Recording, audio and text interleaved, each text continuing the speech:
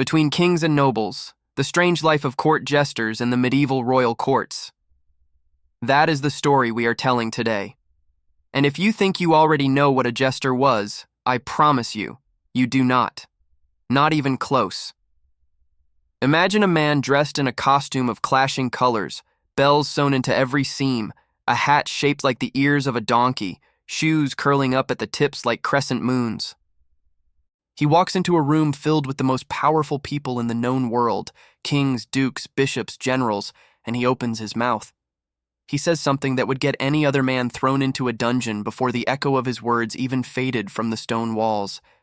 And then the entire room laughs, the king laughs, the man in the foolish hat smiles, and for one breathless, impossible moment, he is the most powerful person in that room.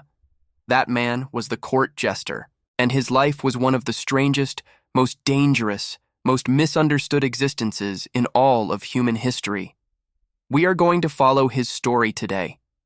Not just one man, but the entire lineage of these extraordinary figures who walked the razor's edge between royal favor and total ruin, between laughter and tears, between kings and nobles in the most unpredictable courts of medieval Europe. This is not a fairy tale. This is not legend. Every element of this story is rooted in the documented historical reality of what these men and women actually lived through. And I guarantee that before this video ends, you will look at the image of the jester, that silly little figure in his bells and his motley, and you will never see him the same way again. Confira se já é inscrito neste canal, porque aqui você vai encontrar histórias reais que a história oficial esqueceu de contar, narradas com a profundidade e o respeito que elas merecem. Aperte o botão de inscrição agora e ative o sino para não perder nenhum episódio. Let us begin at the beginning. And the beginning, as strange as it sounds, was not funny at all. The year is somewhere around 1050, and the place is a castle in the heart of what we would today call France. The castle is enormous. Cold stone walls, narrow windows that let in almost no light, fires burning in iron brackets along every corridor. The smell of the place is something modern people would find overwhelming. Animals kept close to the living quarters for warmth, meals cooked over open flame, the constant presence of dozens of bodies in a time before modern hygiene. This is the medieval world in all its raw, unfiltered reality. In this castle lives a man named Roland. He is not a knight. He is not a nobleman.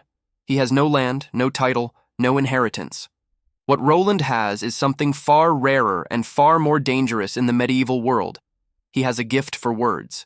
He can spin a sentence like a blade, cut through pretension with a single phrase, make the absurd sound profound and the profound sound absurd. He can make people laugh when they desperately need to laugh. And more importantly, he can make powerful people laugh at themselves without them even realizing it until it is too late. Roland has been brought to this castle by the lord who rules it, a man named Henri, who is ambitious, sharp-minded, and acutely aware of the political pressure that surrounds him on all sides. Henri has rivals who want his land. He has a king above him who watches his every move.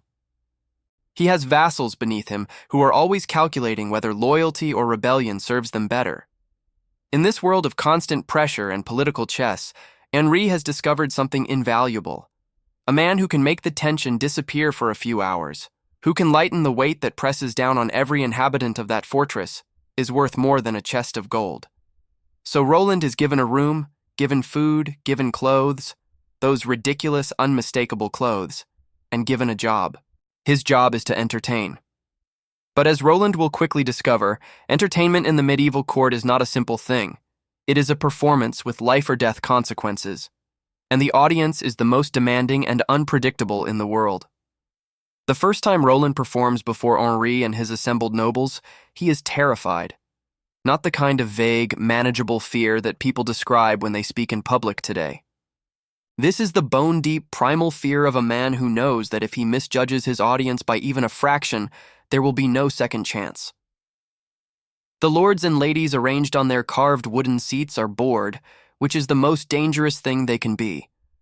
Bored, powerful people are looking for something to react to. If it is not laughter, it will be rage. Roland begins to speak. He tells a story. A story about a pompous lord who gets lost in his own castle, wandering through corridors he has never bothered to learn, too proud to ask his servants for directions. He loses his way to the dining hall. He loses his way to the chapel.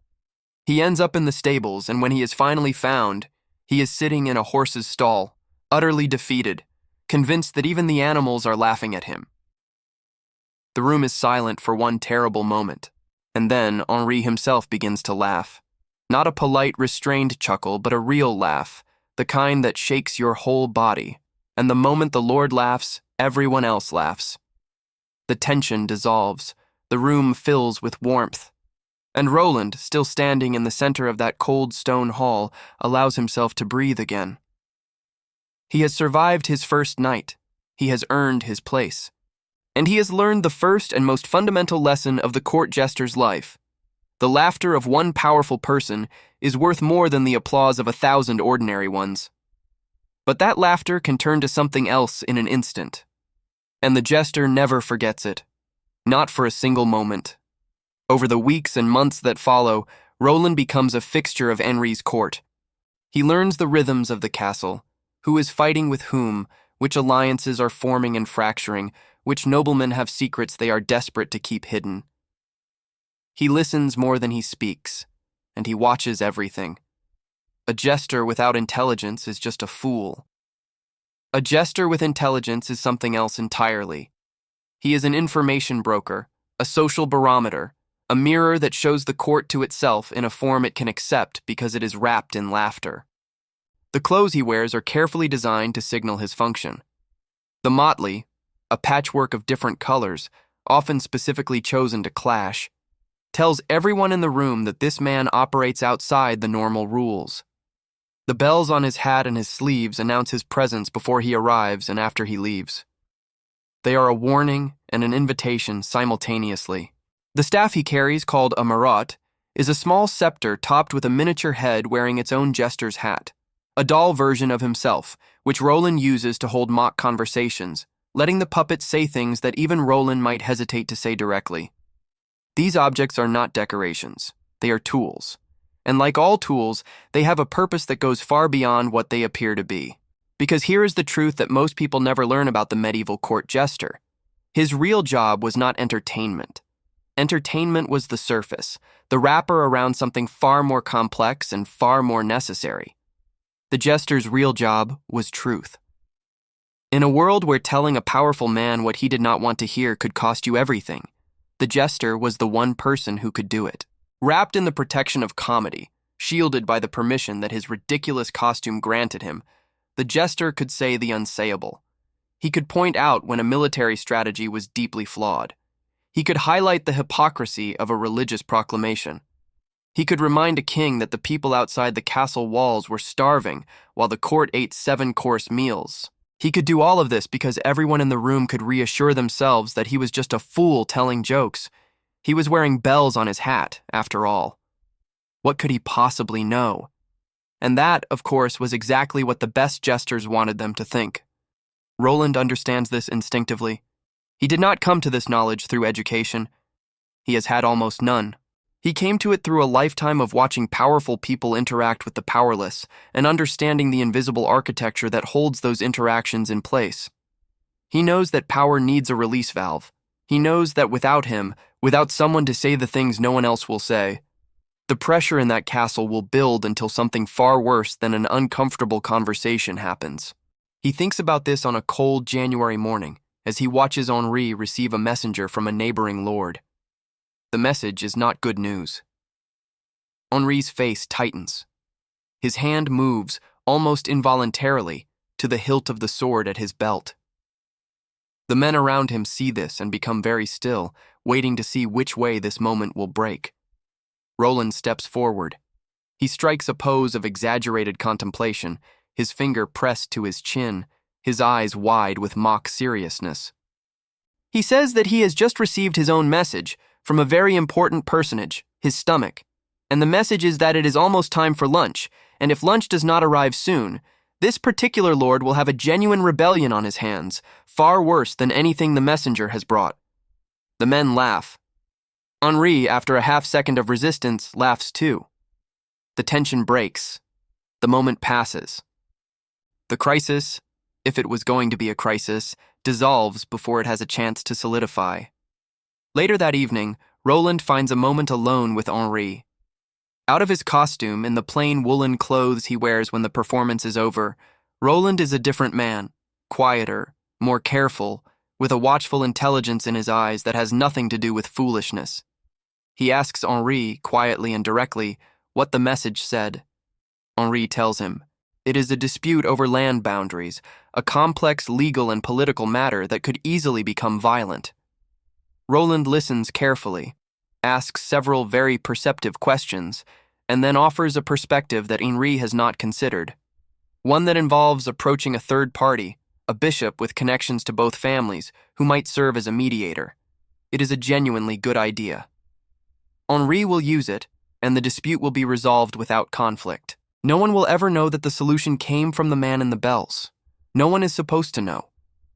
The Jester's power operates in the shadows, behind the laughter, in the spaces between the official version of events and what actually happens. And Roland has learned to be comfortable in those shadows. He has learned to find his safety there. But safety in the medieval court is always conditional, and the conditions can change without warning. 3 years into his time at Henri's court, Roland makes a mistake. It is not a large mistake by any ordinary measure. He tells a joke, a carefully constructed joke, one he has rehearsed many times, one designed to comment obliquely on Henri's recent decision to raise taxes on the merchants in his territory. The joke is subtle. It is clever. It is, Roland believes, well within the boundaries of what Henri has always permitted. He is wrong. Henri is in a different mood than Roland calculated. He has just received a second piece of bad news, one that Roland did not know about, one that has shifted his emotional state in a way that Roland could not have predicted. The joke lands not as a gentle observation, but as a direct challenge, and Henri's face changes in a way that Roland has never seen before. A cold, controlled anger that is far more frightening than any explosion of rage would be. The room goes very still. Roland stands in the center of it, wearing his ridiculous hat with its bells, holding his marotte, and he can feel the entire architecture of his life in this castle trembling around him. Henri says nothing for a long moment. Then he tells Roland, in a voice that is perfectly even and utterly without warmth, that he is dismissed for the evening. That is all. Just dismissed for the evening. But everyone in the room understands what it means. And so does Roland. He has overstepped. He has read the room incorrectly. He has violated the most fundamental rule of his existence. You do not challenge the man who holds your life in his hands unless you are absolutely certain he is in a position to laugh at himself.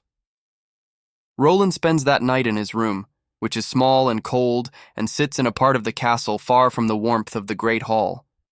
He does not sleep. He goes over the moment again and again, dissecting every element, every word, every reaction. He thinks about what he should have said differently. He thinks about what he missed, what signal he failed to read. And he thinks about the other jesters he has met, men who miscalculated in the same way he just did and did not get the chance to spend the night reviewing their mistakes in the privacy of their rooms. Men who ended their careers not with dismissal but with something far worse. The morning comes gray and cold. Roland dresses in his motley with care, adjusting every element of the costume, making sure the bells ring clearly when he moves. He has made a decision. He is going to go to Henri this morning, before the day's business begins, and he is going to do something that requires more genuine courage than any physical confrontation. He is going to make Henri laugh. Not with a grand performance, not with a carefully rehearsed routine, but with something small and real and human. A single, self-deprecating remark about his own failure of the previous evening, delivered with perfect timing and absolute humility. He finds Henri in the corridor outside the great hall, walking alone in the early morning quiet. Roland steps into his path, bows with exaggerated formality, and says that he has been thinking very carefully about the joke he told last night and has concluded that it was, without question, the worst joke he has ever told in his entire career, and he would like to formally apologize. Not to Henri, but to the concept of humor itself, which he has wronged deeply. Henri looks at him. 1 second, 2, 3, and then he laughs. Short, reluctant, but real. And Roland breathes again. It is a lesson he will never forget. The recovery is always harder than the performance, and it always requires more of you. Not cleverness, not skill, something closer to honesty. The story of Roland is, in many ways, the story of every court jester who ever lived. But Roland's story is also unique because of what happens next, because of the man he meets in the spring of the following year, when Henri's court receives a visit from a traveler who changes everything Roland thinks he knows about what he is and what he could be. The traveler's name is Thomas.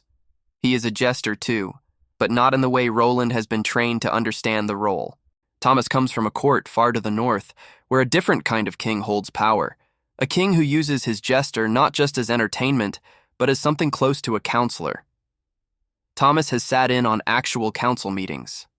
Thomas has been asked his opinion on matters of genuine political consequence. Thomas has, on more than one occasion, been the voice that changed a king's mind on a decision that affected thousands of lives. When Thomas tells Roland all of this, Roland is stunned. He has always understood his role as adjacent to power, orbiting it, influencing it only through the indirect channel of comedy. The idea that a jester could be brought fully inside the circle of real decision-making seems almost impossible. It contradicts everything he has been taught about what he is. Thomas smiles at Roland's reaction with the patience of someone who has seen it many times before. He explains that what Roland has been taught about jesters is what the world wants jesters to believe about themselves. Because a jester who understands his own power is much harder to control than one who thinks he is just a funny man in a hat. Thomas tells Roland about the court he comes from, and the king there, a man named Edward, who is unusual in his understanding of what the people around him are actually for. Edward has realized that the formal advisors who surround him are limited by their own interests, their own ambitions, their own need to remain in his favor. They tell him what they think he wants to hear, dressed up in the language of strategic advice. But the jester, the man who already has permission to say anything, who has already been granted the protective cloak of comedy, the jester can tell him the actual truth. So Edward has gradually expanded Thomas's role, first inviting him to observe council meetings, then asking for his impressions afterward, then, carefully, without ever making it official, without ever changing his title or his costume, beginning to bring Thomas into the conversations themselves. It has been done slowly enough that the other advisors have barely noticed. Or if they have noticed, they have told themselves it does not matter, because he is just the jester. Which, Thomas says with a smile that contains no humor at all, is exactly what Edward wants them to think. Roland listens to all of this with an attention so focused it is almost physical. When Thomas finishes, Roland asks him one question. What is the price of it? What does a jester pay for that kind of access, that kind of influence? Thomas is quiet for a moment. When he answers, he is completely serious. He says that the price is this. You must be right. Not sometimes. Not mostly. Every time. Because a fool who is wrong about the small things can be forgiven. It's expected. It's part of the performance. But a fool who is trusted and then wrong about something important, something real, has nothing to hide behind anymore. The bells on his hat stop being a shield and start being a mark of shame. And there is no recovery from that. Not in any court Thomas has ever seen. This is the weight that the best jesters carry, not the weight of performance. Though that weight is real enough. The weight of judgment. The weight of knowing that the truth they speak has consequences, and those consequences fall not just on them, but on the people who listen to them. It is a moral weight that most people never acknowledge when they think about the jester in his colorful costume. They see the bells and the jokes and the permission to say anything. They do not see the long nights spent thinking about whether what they said was right, truly right, not just clever, not just well-timed, but accurate and honest and genuinely useful to the people who needed to hear it. This is the chapter of the jester's life that history has largely forgotten. The chapter where the laughter stops and the real work begins. And that real work, that extraordinary, invisible, dangerous work, is what we are going to explore in the next part of this story. But before we continue, there is something I want to ask you. If you were in Roland's position, if you had the power to speak truth to power, but only wrapped in the armor of comedy, only protected by the permission that laughter grants, would you use it? And more importantly, would you have the courage to be right? Leave a comment right now and tell me what you think, because I genuinely want to know. Now, let us continue. The spring that follows Thomas's visit is one of the most important periods of Roland's life, though he will not understand this until much later. He has been thinking constantly about what Thomas told him, about the expanded role of the jester, about the possibility of real influence, about the price that comes with it. And the more he thinks, the more he realizes that he has been operating at a fraction of what he is capable of. He begins to pay different attention to the conversations happening around him at court, where before he would observe in order to understand the social temperature of the room, to know which direction his jokes should lean, which subjects to avoid, which tensions to acknowledge, and which to release. He now observes with a deeper purpose. He is trying to understand the actual substance of the issues Henri is dealing with, the politics, the economics, the human costs of the decisions being made behind closed doors. This requires him to learn things he has never tried to learn before. He cannot read. Most people cannot in this time and place. But he begins to listen more carefully to the conversations between Henri's formal advisors, the educated men who have studied law and theology, and the mechanics of governance. He asks questions, carefully, always wrapped in the guise of foolishness, framed as naive curiosity that generates laughter while also generating information. Nobody thinks twice about explaining things to the jester. He is a fool, after all. He will not remember or will not understand or will not care. But Roland remembers everything, and he understands more than anyone suspects, and he cares about all of it with an intensity that surprises even himself. Over the course of that spring and into the summer, he begins to shift the nature of his performances in subtle ways. Where before his comedy was primarily social, it reflected the dynamics of the court back at itself, pointed out the small hypocrisies and pretensions of the people within it. He now introduces threads of something different. Not just observation, but question. Not just laughter, but the faint, uncomfortable feeling that follows laughter when it has touched something true. He tells a story one evening about a traveling merchant who cannot decide which road to take because both roads have dangers, and no one will give him honest advice because everyone he asks has their own interest in which road he chooses. He wanders for years, not because he cannot find the roads, but because he cannot find the truth about what lies on them. And when he finally finds someone willing to tell him the truth, a child who has no interest in his cargo and no stake in his decision, it is almost too late. He has wasted so much time. The room laughs at the wandering merchant, because the story is told with great warmth and vividness. But afterward, when the laughter fades, Roland can see Henri sitting in his chair with a particular expression on his face. The expression of a man who has understood something that he was not necessarily meant to understand. Henri says nothing that evening. But 2 days later, he calls Roland to his private chambers. Not for a performance, not for entertainment. Henri wants to talk. He asks Roland without preamble or softening whether the story of the merchant was about him. Roland pauses. He considers his answer, and then he says something that he has been working toward for months without fully knowing it. He tells Henri that the story was about everyone, because everyone in power has the same problem. Not that they lack information, but that they cannot trust the information they receive, because everyone who gives it to them has a reason to shade it a particular way. And a decision made on shaded information is already compromised before it is even made. Henri stares at him.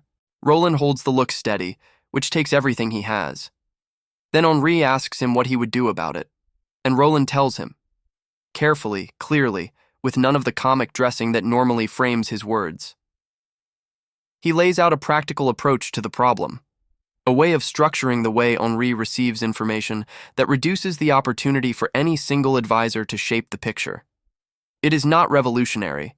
It is not even particularly complex. But it is practical, and it is honest, and it is something that none of Henri's formally trained advisors have suggested, because every one of them benefits from the current arrangement. When Roland finishes, Henri is quiet for a long moment. Then he asks why Roland is telling him this. What does he want in return? And Roland tells him the truth about that too. Nothing. He wants nothing beyond what he has. He is not looking for a title or land or formal recognition. He is looking for nothing except the satisfaction of being genuinely useful, of being, as he puts it, a jester who actually does his job, which is to tell the truth in a room where nobody else is willing to. Henri looks at him for another long moment, and then he nods, a single, slow, deliberate nod, and something shifts between them, something that is not friendship exactly, but is something rarer and more durable. It is trust. The particular trust that exists between a powerful person and the one person in their orbit who they believe is not trying to use them. It is, Roland will reflect in later years, the most important conversation of his life. What follows is a period of genuine influence for Roland, quiet, invisible, never acknowledged in any document or record, but real. He is consulted. Not publicly, not officially, but in those private moments when Henri needs a perspective that is not contaminated by ambition. And Roland gives it as honestly as he can, always aware of Thomas's warning echoing in his memory. You must be right. Every time. Because a fool who is trusted and then wrong has nothing left to hide behind. He is not always right. Nobody is always right. But he is always honest about his uncertainty, which is almost as valuable. He tells Henri clearly when he does not know something, when he is guessing, when the evidence he has access to is incomplete. He builds his credibility precisely by refusing to pretend to more confidence than he has. And Henri, who is surrounded by advisors who are always certain of everything, finds this combination, the humility, the honesty, the willingness to say I do not know, almost more useful than the actual content of what Roland tells him. Years pass. Henri's territory remains stable in a time when instability is the norm. His alliances hold. His reputation for fair judgment grows. None of the records from this period will credit Roland with any of this. The documents of the time speak of Henri's wisdom, his advisor's counsel, the blessing of Providence. The jester is mentioned only in passing, a note in one account that Henri kept a fool in his service, who was said to be very amusing. Very amusing. That is all that history preserved of Roland's contribution, but the people who lived it knew better. The people who were in those rooms, who watched Henri make decisions that should have gone wrong but somehow did not, who saw the small course corrections that kept disaster at a distance, those people, the ones who paid attention, understood that the man in the bells had something to do with it. There is a moment, late in Roland's time at court, that crystallizes everything. Henri has fallen seriously ill, not fatally, but severely enough that he is confined to his chambers for several weeks, leaving the day-to-day running of the territory to his senior advisors. And in that absence, Roland watches what happens. Without Henri's presence to balance them, the advisors begin to compete with each other in ways they have always been competing, but that have previously been contained. Old grievances resurface, alliances shift. Decisions are made that benefit the people making them more than the people they are supposed to serve. Nothing catastrophic, nothing that cannot be repaired, but the direction of travel is clear, and it is not good. Roland watches all of this and feels something he has not often let himself feel in his years at court: helplessness. Without Henri, he has no channel for the truth. His access, his influence, his entire function, all of it runs through one man. And that one man is currently too ill to receive it. He spends a long night sitting by the fire in his small room, thinking. And by the time the gray dawn light begins to seep through the narrow window, he has arrived at a realization that changes his understanding of everything. The jester's power is real, but it is also fragile in a way he has never fully acknowledged. It depends entirely on the relationship with one person. It cannot survive the death of that person, the removal of that person, the simple incapacity of that person. And a power that fragile, a power that can vanish in an instant through no fault of the person who holds it, is a power that must always be exercised with full awareness of its limits. He thinks about Thomas again, about the king named Edward who brought his jester into the council chamber. He wonders whether that king is still alive, whether Thomas is still there, whether the experiment in expanded access has survived the pressures that always come eventually to test everything. He suspects he will never know. That is another thing about the Jester's life. It is lived in isolation, separated from others who share the same strange existence, never quite able to compare notes except in the rare accidental meetings like the one with Thomas. When Henri recovers, Roland tells him what he observed during the weeks of illness. He does not spare anyone. He names the decisions that were made badly and explains why they were made badly and suggests what can be done to repair the damage. Henri listens to all of it with the gravity of a man who is not surprised, but is sobered. Then he asks Roland what he thinks should change so that this does not happen again. And Roland tells him that he does not know, that this is the one problem he cannot solve, the problem of succession, of transfer, of how the trust that exists between two specific people can be preserved or replicated when one of those people is gone. It is the oldest and hardest problem in governance. It was old before either of them was born. Henri nods. He says that he appreciates Roland's honesty. And Roland says that he hopes so, because honesty is the only thing he has ever had to offer. This is the truth about the court jester that the history books missed. Not the jokes, not the costume, not even the special permission to say the unsayable. The truth is this. The best jesters understood something about power that most of the powerful never did. They understood that power without truth is just pressure. It builds and builds until something gives way. They understood that laughter is not the opposite of seriousness, but sometimes its most effective delivery system. They understood that the person who appears to have the least power in the room is sometimes the only one free enough to use power honestly. And they paid for that understanding with a life lived in permanent uncertainty, permanent performance, permanent vigilance. A life where every morning brought the question of whether today would be the day when the laughter stopped. A life where the bells on the hat were both armor and target, both shield and mark. Between kings and nobles, the jester walked alone. Not because he was less than them, but because he was different from them in a way that could never quite be bridged. He saw too clearly. He said too much. He remembered too well. And the powerful, even the ones who genuinely valued him, always kept a part of themselves at a distance from someone who saw them that completely. It is, when you think about it, one of the oldest lonelinesses in human history, to be the person in the room who tells the truth, to be genuinely needed and simultaneously impossible to fully embrace, to make everyone laugh and to go home alone to a small, cold room and sit with the weight of everything you know and everything you have said and everything you could not quite bring yourself to say yet. Roland lived this loneliness for decades. He served Henri through the rest of that lord's life, and when Henri died, he found a place in the court of Henri's son, and then in the courts of 2 more lords after that. Each time he had to begin again, build the trust from scratch, find the new edges of the new personality, learn what this particular powerful person needed to hear and how to make them willing to hear it.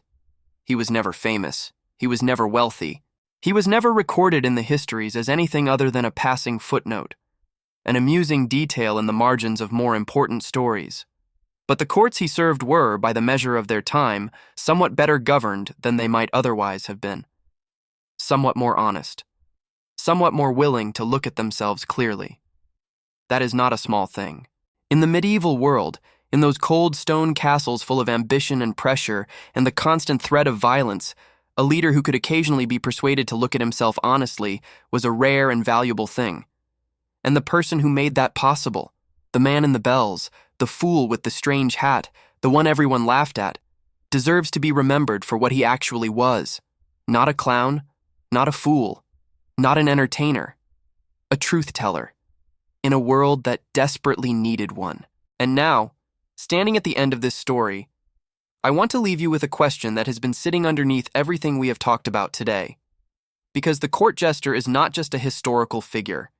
He is something older than history, and something that we still recognize in our own world. Think about who plays that role today. Who are the people allowed to say the things nobody else can say? Who wraps uncomfortable truth in comedy and delivers it to the powerful, trusting that the laughter will get it past the defenses that pure seriousness never could? You know these people. You have watched them. You have laughed at their jokes and then, a moment later, felt the faint, uncomfortable prickle of something true beneath the laughter. The jester never disappeared. He just changed his costume. Between kings and nobles, between presidents and parliaments, between executives and their boards, between the powerful and those who must somehow find a way to speak honestly to power, that figure still walks, still wearing his bells, metaphorically, still taking the risk that the laughter will land before the anger rises, still going home to a small cold room to sit with the weight of everything he knows, and still, somehow, managing to tell the truth in a world that would often prefer not to hear it. That is the strange life of the court jester. That is the story that history almost forgot. And now you know it. If you made it this far, if you watched this entire story through to this moment, then you are exactly the kind of person this channel exists for. Someone who wants more than the surface. Someone who wants the real story, the one underneath the one everyone else tells. Leave a comment right now saying I watched until the end, because I genuinely want to know who you are, who is here with me in this space we are building together. If this story moved you, if it made you think, if it shifted something in the way you see the world even slightly, please give it a like. It takes 1 second and it tells me that this kind of storytelling matters to you, which matters enormously to me. And if you know someone who would love this story, someone who thinks deeply, who cares about history, who wants to understand the hidden mechanisms of power and truth, share this video with them right now. The best thing you can do for this channel is bring someone new into the conversation. Confira se já é inscrito neste canal, porque histórias como essa, histórias que mostram o que realmente aconteceu entre os poderosos e os que falavam a verdade, são o que fazemos aqui toda semana. Inscreva-se agora e ative o sino para que você nunca perca um episódio. Between kings and nobles, the jester walked alone, but he never stopped speaking, and neither will we.